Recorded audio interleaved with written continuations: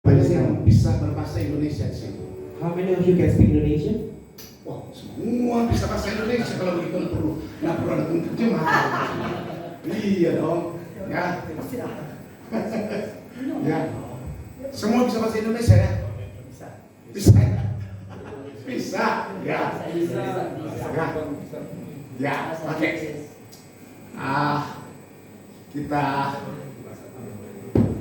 bersyukur, ya.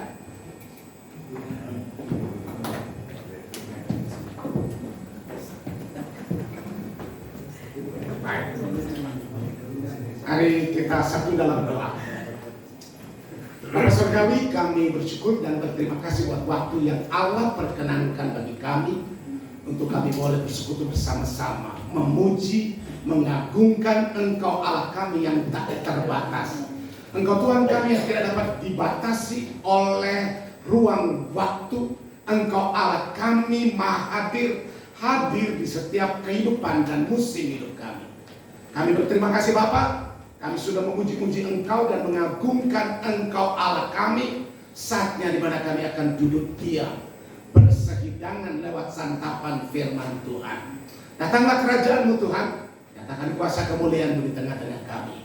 Kami mengucap syukur dalam nama Yesus Kristus Tuhan dan Juru Selamat kami. Semua yang percaya bersama saya katakan amin. Amin. Puji Tuhan. Silakan duduk kembali. Puji Tuhan, senang oleh karena boleh berada di tengah-tengah Bapak Ibu. Saya datang di rumah saya sendiri sebetulnya di sini. Ya. Oleh karena ada pendeta Eko, ada Pak Pendeta Ferry. Ini mereka kenal dan kita sama-sama dalam satu denominasi. Hari ini saudara-saudara sekalian, kita ada di tempat ini untuk memulai mengesahkan pelayanan pekerjaan Tuhan yang ada di EHM, Ebenezer Ministries, Faith International Church. Ya, ini nama yang dipilih oleh Lovely. Ya, nah puji Tuhan. Miss Lovely sudah saya kenal lama sekali, ya, sudah lama dan pelayanan sama-sama bagian dari Ebenezer. Ketika gereja kami masih ada di Kramat, beliau sering datang dan kita juga ada ibadah berbahasa Inggris di sore hari dan ibadah pagi bahasa Indonesia dan sore hari bahasa Inggris. Saya yakin sekali bahwa kalau Tuhan yang memulai pelayanan ini, Tuhan juga yang akan menyertai dan memberkati pelayanan ini. Amen. Saya percaya bahwa Miss Lovely akan dipakai oleh Tuhan dan staf pastoralnya akan dipakai oleh Tuhan secara dahsyat dan luar biasa di tempat ini. Ini baru permulaan dan saya percaya bahwa ini akan terus berkembang dan akan terus diberkati oleh Tuhan pelayanan ini. Saudara-saudara yang dikasih oleh Tuhan, nah pelayanan ini barangkali kalau mau dihitung sebetulnya sudah ada 18 cabang dari gereja kami dan satu-satunya gereja ini yang berbahasa Inggris. Ya, puji Tuhan yang bisa menjangkau lebih luas lagi. Amen. Ya. Dan kita doakan biar Tuhan akan pakai Ibu Lovely dan staf untuk menangani pelayanan pekerjaan Tuhan. Hari ini legal standingnya kita akan sahkan dan ini mulai dari sebuah pelayanan yang dinaungi oleh Ebenezer Ministries Assemblies of God. Dan kemudian nanti dengan berjalannya waktu, dalam waktu dekat ini Ibu Lovely akan mengikuti matrikulasi yang diprogramkan oleh Badan Pengurus Daerah dari GSGA 1 DKI Jakarta. Karena di DKI Jakarta ini kita ada 2 BPD, BPD 1 GSGA DKI Jakarta dan BPD 2 GSGA DKI Jakarta. Kalau BPD 1 itu terdiri dari Jakarta Pusat, Jakarta Selatan, dan Jakarta Timur. Kemudian DPD 2 terdiri dari Jakarta Barat, Jakarta Utara, dan Jakarta Utara, Kepulauan Seribu. Ya. Dan saudara yang dikasih oleh Tuhan, hari ini kita ada di sini di bawah naungan dari DPD 1 PSCA DKI Jakarta. Nah, kemudian levelnya adalah dari Ebenezer Ministries Assemblies of God. Nah, kita akan buka bersama-sama dalam kitab Injil Matius. Matius pasalnya yang ke-16 ayat 13 sampai ayatnya yang ke-19. Satu perikop ini Matius 16 ayat 13 sampai ayatnya yang ke-19. Mari Bapak Ibu kita berdiri, kita menghormati pembacaan firman Tuhan. Judul perikop yang diberikan oleh Lembaga Alkitab Indonesia di sini adalah pengakuan Petrus. Setelah Yesus tiba di daerah Kaisaria Filipi, ia bertanya kepada murid-muridnya, kata orang, siapakah anak manusia itu? Jawab mereka, ada yang mengatakan Yohanes Pembaptis, ada juga yang mengatakan Elia, dan ada pula yang mengatakan Yeremia atau salah seorang dari para nabi. Lalu Yesus bertanya kepada mereka, tetapi apa katamu? Siapakah aku ini? Maka jawab Simon Petrus, engkau adalah Mesias, anak Allah yang hidup. Kata Yesus kepadanya, berbahagialah engkau Simon bin Yunus, sebab bukan manusia yang menyatakan itu kepadamu, melainkan Bapa-Ku yang di sorga.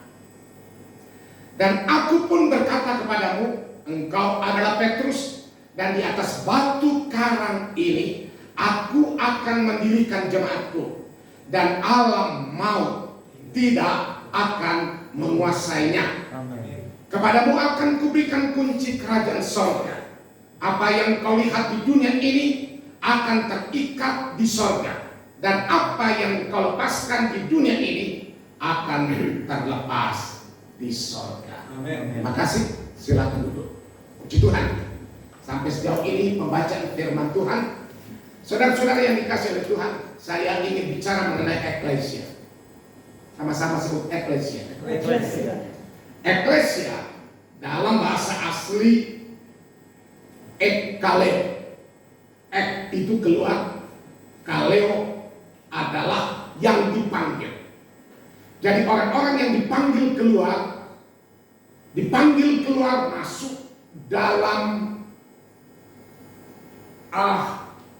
masuk dalam keyakinan dalam Kristus Yesus.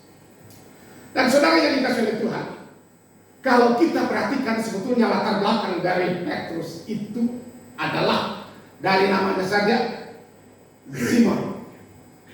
Dari kata Simon, ilalang. Ilalang itu yang labil, yang saudara sekalian yang kadangkala berubah-ubah, tidak teguh dalam pendiriannya.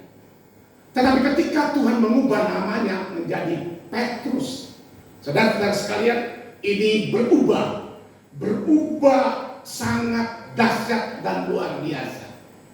Dan kalau kita perhatikan saudara-saudara yang dikasih oleh Tuhan, Petrus kemudian Tuhan panggil ini sebetulnya Ibu Lovely meresponi panggilan Tuhan ini luar biasa panjang.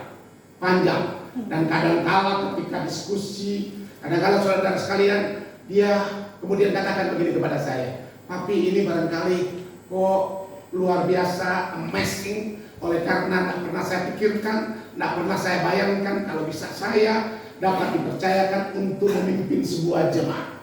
Saya katakan ini kairosnya Tuhan. Ini waktunya Tuhan. Kalau waktunya Tuhan, saudara-saudara sekalian, dia bertanggung jawab untuk memimpin ketika kita merasa benar, yakin benar bahwa ini adalah panggilan Tuhan. Ya, kita meresponi panggilan Tuhan, kemudian kita yakin persis kalau panggilan Tuhan, Tuhan berjanji Tuhan akan menyertai. Tuhan akan menolong. Dan saya yakin kalau kita benar-benar meresponi panggilan ini dan berjalan bersama dengan Tuhan dalam pelayanan ini, gereja ini akan menjadi gereja besar. Amin. Gereja besar. Amin. Beberapa waktu yang lampau, Lovely katakan begini kepada saya, tapi ini sebetulnya saya pelayanan bersama-sama dengan almarhum Pak Rudi Pitoy. Pak Rudi Pitoy itu akrab dan teman baik. Saya tidak tahu kalau Lovely itu ada satu tim pelayanan dengan almarhum. Karena 1 bulan sebelum beliau dipanggil oleh Tuhan, kita banyak hal yang kami bicarakan. Ada sebuah yayasan, ada pelayanan yang kami mau bangun untuk bisa jadi bagian yang besar dari pelayanan. Kemudian dia datang di kantor saya, kemudian dia katakan begini, Pak Rory, saya ingin kita bisa bekerja bersama-sama untuk memulai sebuah pelayanan. Saya katakan, pelayanan apa itu? Wah, saya sebetulnya ada gereja, tetapi masa pandemi ini agak tidak aktif, dan sekarang saya mau aktifkan kembali. Rupanya gereja ini yang sama-sama dengan Lovely, pelayanan sama-sama dengan Lovely. Kemudian 1 hari sebelum dia meninggal, dia WA saya. Ya, WA. Jadi kita berkomunikasi melalui WA. Kemudian beliau katakan begini kepada saya, Pak, lusa nanti kita ketemu, sudah mau tanda tangan sebuah yayasan. Mau tanda tangan yayasan yang kami sudah dirikan, dan ini luar biasa oleh karena beliau latar belakang seorang pelaut, kemudian sudah jadi hamba Tuhan. Saya kenal persis beliau, dedikasinya, pengabdiannya luar biasa, dan saya kemudian katakan, oh iya boleh kita sama-sama kerjasama untuk membangun sebuah pelayanan. Saudara yang dikasih oleh Tuhan, kemudian ketika itu saya ada di puncak. Pas dalam perjalanan pulang, saya kaget ketika mendapat berita bahwa beliau dipanggil oleh Tuhan. Ya, padahal kami baru berkomunikasi. Ya, 1 hari sebelum beliau dipanggil oleh Tuhan, dan kami berjanji besoknya kami ada meeting.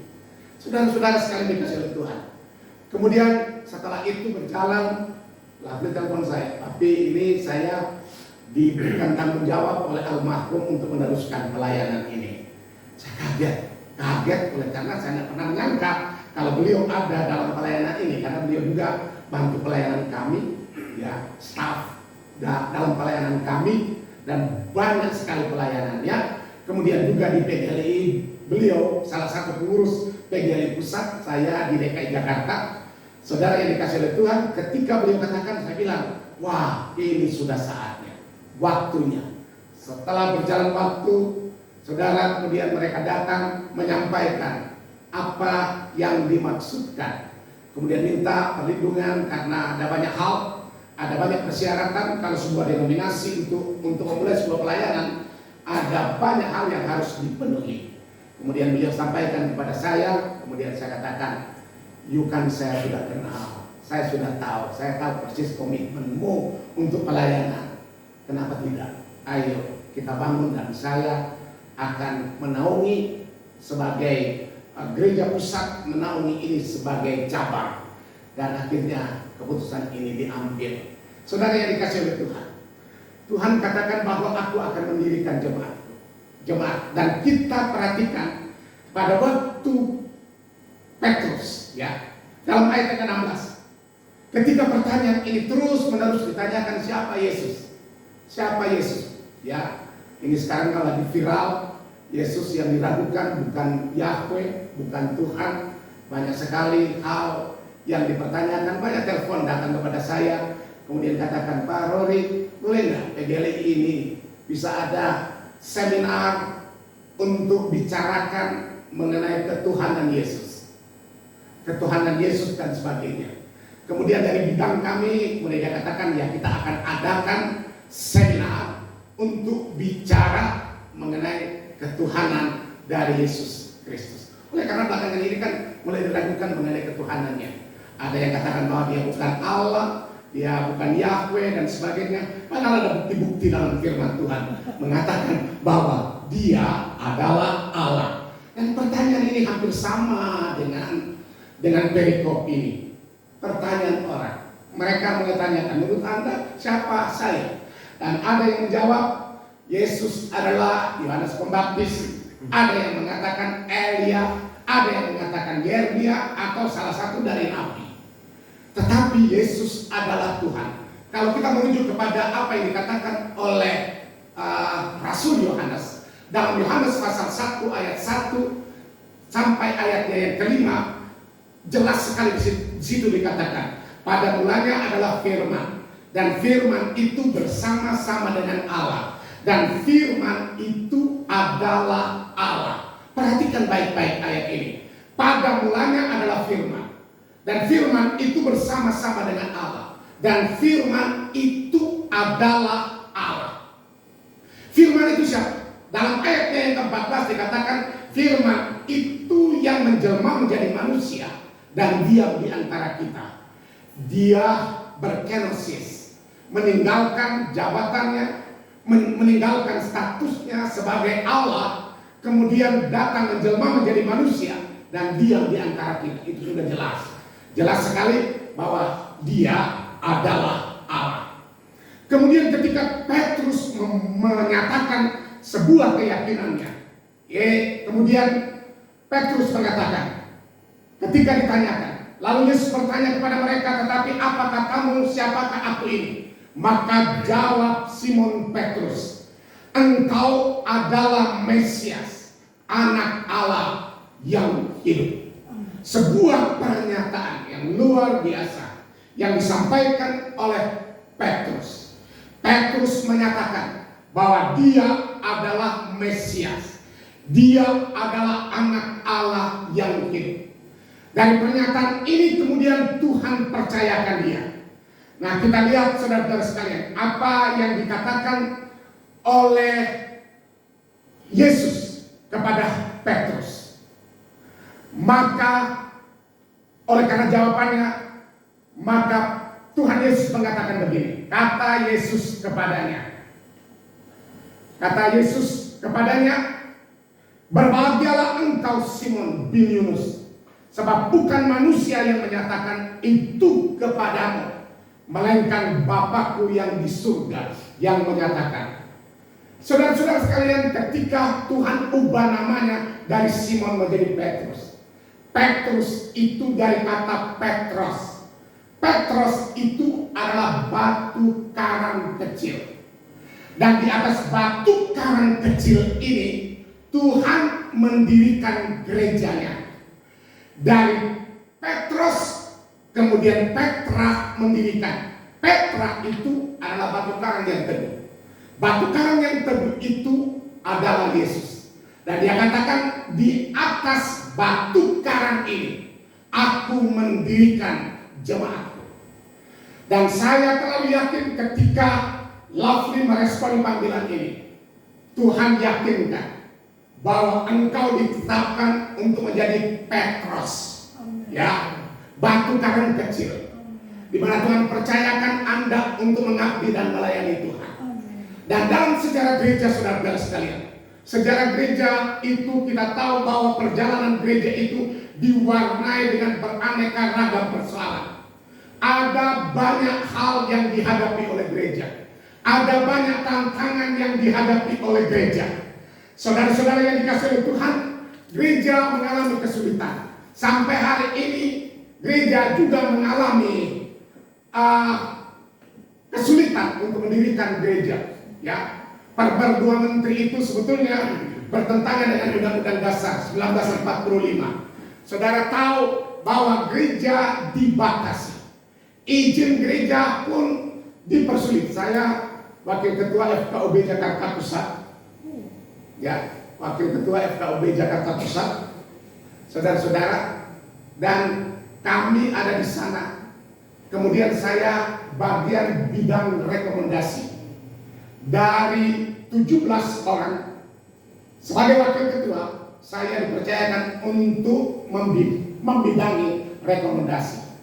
Yang lucu saudara sekalian, ada satu gereja yang ada di Serdang Baru. Serdang Baru kebenaran adalah gereja dari GSDA.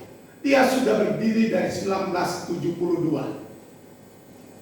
Cuma karena untuk renovasi tempatnya, ada pastori yang dibangun, gereja sudah ada dari 1972, legalnya itu milik gereja dan sebagainya.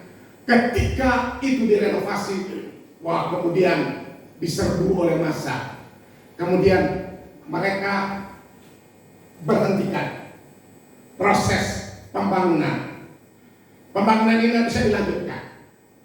Karena tidak bisa dilanjutkan, saudara-saudara sekalian, akhirnya gereja ini tidak bisa beribadah. Mereka kemudian pindah ke Cempaka Mas karena tidak bisa mengadakan ibadah. Kemudian setelah proses semuanya, saya paling di depan. Kemudian tanyakan kenapa ini ditutup. Saudara-saudara sekalian, ada pada waktu itu kan mereka datang dari kelompok itu, kemudian datang stop ibadahnya. Kemudian setelah ditanya, mereka rupanya dipaksakan untuk tanda tangan buat pernyataan untuk tidak meneruskan ibadah di tempat ini. Nah, ini yang mereka pegang. Ini wanita gembala sidangnya. Ya, seorang wanita gembala sidangnya dipaksakan, ketakutan karena diserbu oleh massa. Kemudian mereka sodorkan sebuah surat buat pernyataan. Mereka bersedia untuk tutup dan tidak melanjutkan ibadah mereka. Jadi ketika proses ini, saudara-saudara sekalian, kami sudah maju, sudah jauh sekali. Dan ini sebetulnya tinggal membuka kembali. Setelah ada orang yang datang menyampaikan surat, kemudian dia ambil surat yang sudah disampaikan kepada Departemen Agama yang ada di Jakarta Pusat. Kemudian diambil selembaran surat, kemudian disampaikan kepada saya, Pak, ini surat pernyataan, ini inkra dan di atas meterai, ini tidak bisa dibuka kembali, ya, dibuka kembali oleh karena ini pernyataan untuk mereka bersedia untuk pindah dan tidak ada di situ. Luar biasa, kesulitan yang amat luar biasa.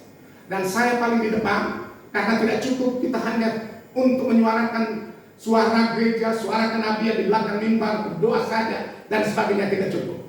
Tidak cukup, kita harus mesti ada di dalam sistem, memperjuangkan apa yang merupakan hak gereja. Saudara yang dikasihi oleh Tuhan, Tuhan katakan, aku menyertai kamu sampai kepada kesudahan alam. Nah, itu yang kita pegang, bahwa Allah berotoritas untuk gerejanya. Ketika kami mulai sebuah pelayanan yang ada di Keramat, ya, saya ada di Keramat Raya dulu yang terbakar. Saudara, ketika 13 tahun kami berpindah-pindah, 13 kali pindah. Ya, 13 tahun gereja kami, kemudian 13 kali pindah. Dan Ibu Lafri tentu tahu perjalanan gereja ini, pindah sana, pindah situ dan sebagainya. Kami mulai, saudara-saudara sekalian, mulai pelayanan gereja ini yang ada di Hotel Aston. Ya, Hotel Aston yang sekarang sudah Lumira. Ya, Lumira itu sudah ganti, dulu Aston. Kami buka di sana. Kami cuma ada sekitar 8 bulan oleh karena alat-alat musik kami bongkar pasang, tidak ada tempat untuk tempat penyimpanan. Jadi bongkar pasang, datang, kemudian buka lagi, akhirnya pokoknya banyak yang rusak. Saudara, kemudian akhirnya kami pindah. Setelah pindah ke Jakarta Selatan, ya, ada di Velbach. Velbach seperti ini, ya, ruko. Kami ada kebaktian di sana, tidak bisa muat lagi jemaatnya dalam jangka waktu 4 bulan. Akhirnya kami pindah karena tidak muat lagi jemaatnya. Kemudian kami pindah ke Jakarta Timur, Chicks Musik. Chicks Musik kami menggunakan sebuah gereja. Ada gereja pagi, mengadakan ibadah pagi. Sudah 8 tahun, gerejanya tidak lebih dari 35 orang. Sudah 8 tahun. Kami baru ada kurang lebih 9 bulan, jemaat kami sudah di atas 200-an. Dan ini saudara-saudara sekalian ada kecemburuan. Iblis nggak suka kan? Iblis tidak suka kalau gereja ini berkembang. Dengan caranya kemudian buat pernyataan, Pak, tiba-tiba mereka datang kepada kami, Pak, kami tidak bisa perpanjang lagi, dan mulai November ini tidak bisa lagi Bapak pakai. Pindah lagi. Dari pindah sana, pindah sini. Satu waktu di 1 tahun kami 3 kali pindah dalam 1 tahun. 13 kali pindah. Kemudian oleh anugerah Tuhan, Tuhan berikan tempat. Ini tempat ini kamu pakai. Jadi ada dinotarilkan sampai dapat tempat milik sendiri baru bisa keluar. Ada 2 ruko yang sudah amburadul, kemudian kami perbaiki. Ada Pastor Alex, ya, Pastor Alex kemudian katakan, Pak Rory, ya kita perbaiki. Saya akan keluarkan dana, hampir syariat, ya, kurang lebih 800 juta kami gelontorkan dana, kemudian merenovasi itu semua, pokoknya lengkap dengan propertinya, alat musik dan semuanya. Wow, euforia daripada jemaat, mereka happy, mereka senang ketika sudah punya tempat. Tiba-tiba tanggal 8 Oktober ada demonstrasi menolak Omnibus Law. Ketika itu saudara sekalian, demonstrasi itu di mana-mana. Dan salah satu area tempat mereka untuk demonstrasi itu ada Simpang 5. Pada waktu mau dievakuasi oleh polisi, tidak boleh lagi. Tidak boleh lagi Anda karena jam. Sudah jam 6 harus mesti bubar. Pada waktu mau dievakuasi mereka berontak, marah dan sebagainya. Kemudian mereka mulai lepas bom molotov. Wah, sana sini. Kemudian halte darurat busway karena sedang lagi dibuat underpass. Saudara-saudara sekalian kemudian kebakar. Bioskop lama Grand Theater itu di bawah itu ada mobil-mobil bekas, ada kotak-kotak dari kotak ATM yang rusak, semua ada di sana, ditimpukin di situ. Kemudian mereka bakar. Wow, saudara-saudara sekalian, terbakar bioskop yang lama. Kemudian yang merambat ke 11 ruko, termasuk 2 ruko gereja kami, terbakar sudah. Habis, saudara-saudara sekalian.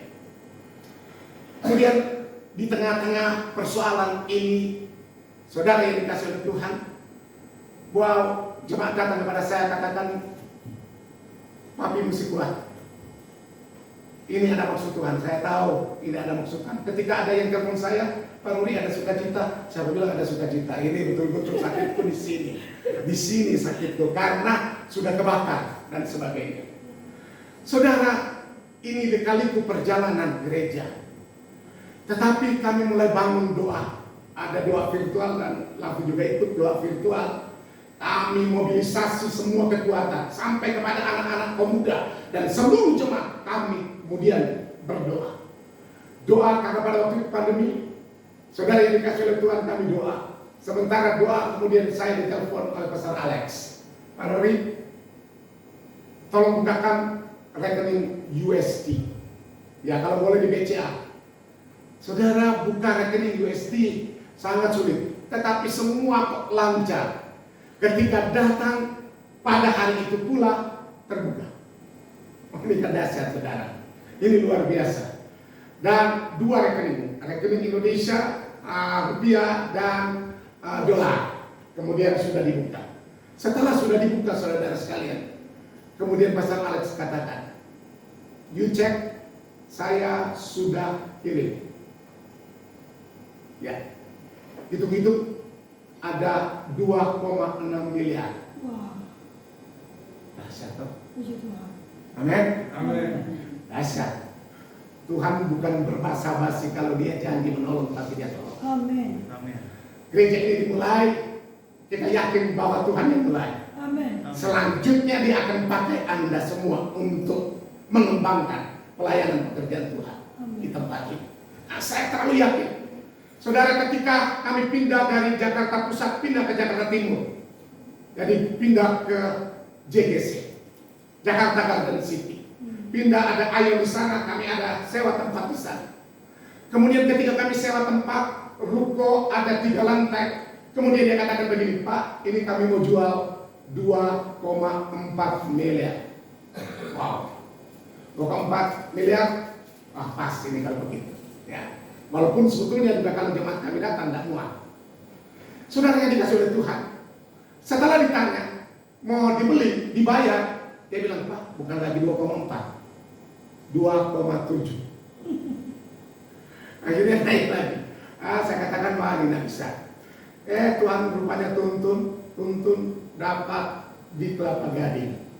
Satu ruko di Kelapa Gading paling murah 5,5 miliar. Tetapi dengan caranya Tuhan berikan 2 ruko. Sekarang sudah milik sendiri. Ya, sudah milik sendiri, Tuhan berikan. Dan secara luar biasa, bila berjalan bersama dengan Tuhan, Tuhan bertanggung jawab untuk segala sesuatu yang kita butuhkan. Tuhan akan cukupkan. Saya yakin kalau gereja ini dimulai oleh Tuhan, dibangun di atas Petra itu, di atas batu karang itu, Tuhan mendirikan gerejanya, Tuhan mendirikan jemaatnya. Hari ini didirikan jemaat yang baru. Amen. Dan kita yakin bahwa Tuhan akan pakai hambanya bersama-sama dengan staf pastoral untuk memajukan pelayanan pekerjaan Tuhan. Dan Tuhan sudah berjanji, aku menyertai, aku menolong, aku memimpin, aku memberkati. Yakin saudara-saudara sekalian bahwa ini bukan basa-basi. Ya. Ada banyak orang pintar berteori tentang Tuhan, tetapi apa yang mereka teorikan, mereka tidak pernah mengalami apa yang mereka teorikan. Ya. Kekristenan bukan teori. Kekristenan di experience. Kekristenan adalah pengalaman. Kita barangkali pintar berteori tentang Tuhan, tetapi tidak ada gunanya kalau hanya pintar kita berteori tentang Tuhan, tetapi tidak pernah kita alami apa yang kita teorikan. Yang kita teorikan, kita mesti alami. Kalau orang Kristen menjadi pengikut Tuhan, pelayan-pelayan Tuhan, tidak pernah mengalami mujizat. Jangan tanya kepada rumput yang bergoyang. Ya, tanyakan kepada diri sendiri kok, kenapa saya tidak mengalaminya? Kenapa saya tidak mengalaminya, saudara-saudara sekalian? Saudara tahu bahwa Tuhan menyertai pelayanan. Ada Pastor James ini, gembala cabang ini pula. Ya. Pastor James. Bulan yang lalu kami dapat berkat mobil baru. Benar ada bilang amin. Ya. Dikasih saudara-saudara sekalian. Tuhan kasih. Dan saudara, ini pelayanan